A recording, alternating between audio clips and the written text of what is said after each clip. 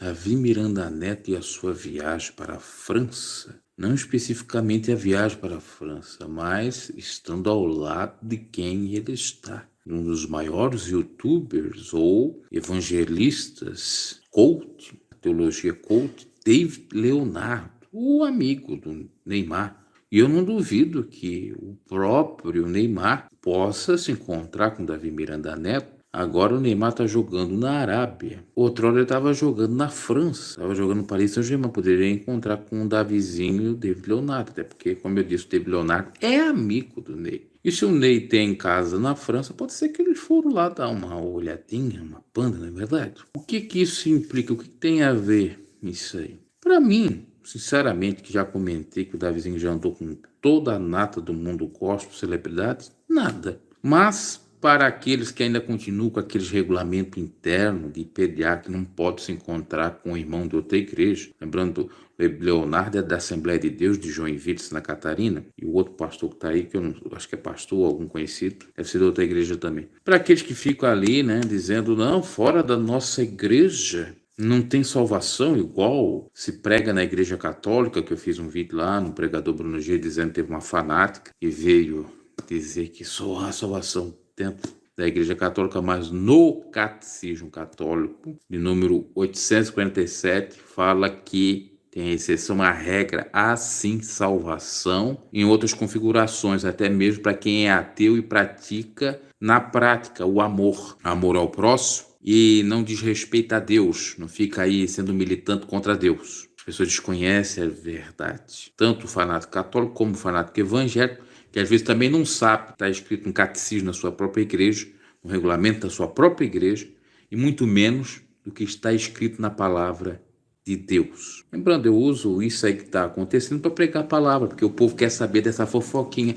Ai, ele foi lá para a França, está curtindo com dinheiro do dízimo do povo, da oferta do povo. Não, não está. Ele está curtindo a herança do Davi Miranda, avô. Ele está curtindo a herança do avô dele. Ele não precisa mais trabalhar se ele quiser. Todos eles, na realidade. Se não quiser, eles podem até parar de pregar. Eles têm rios de dinheiro. Só o templo, se eles decidirem vender o templo da glória de Deus, eu creio particularmente, que deve chegar aí uns 500 milhões. Ou seja, meio bilhão de reais vale aquele templo. Só de São Paulo, fora as outras coisas que eles têm, os templos próprios que eles têm, até mesmo em outros países. Inclusive na França tem igreja PDA, mas eu não sei se o templo é próprio. Então o pessoal fica nessa daí de... não me interessa esse fato. O que me interessa é o evangelho. Eu vou até fazer uma outra reflexão que tem a ver com outro vídeo, mas você vai entender. Hoje mesmo recebi um comentário que eu coloquei até na aba comunidade, uma pessoa que veio num vídeo meu que eu estava falando, pregando, e estava citando o processo daquele camarada que me processou e perdeu na justiça da Bahia. Não vou citar o nome dele aqui. Aí a pessoa falou, você tá com inveja, porque ele tem 18 milhões de inscritos, porque ele não sei quantos... Eu com inveja? Se eu tivesse inveja do camarada, eu fazia exatamente. Esse povo tem problema na cabeça, interpretação. Se eu tivesse inveja daquele camarada lá, que tem até o mesmo nome que o meu, eu faria exatamente o que ele faz. Porque o invejoso, ele imita o outro. Ele não visa necessariamente derrubar. Ele imita, às vezes derruba, às vezes não derruba. Como aconteceu aqui no meu próprio canal. Quantos que passaram a falar de PDA depois que eu comecei a falar? Quantos? E às vezes usando até as mesmas falas que eu falava, me repetindo. Não estou dizendo aqueles que foram da IPDA e tem um testemunho e relato. Não estou falando disso. Estou falando de pessoa que nunca pertenceu à IPDA e começou a ver o que a gente estava falando.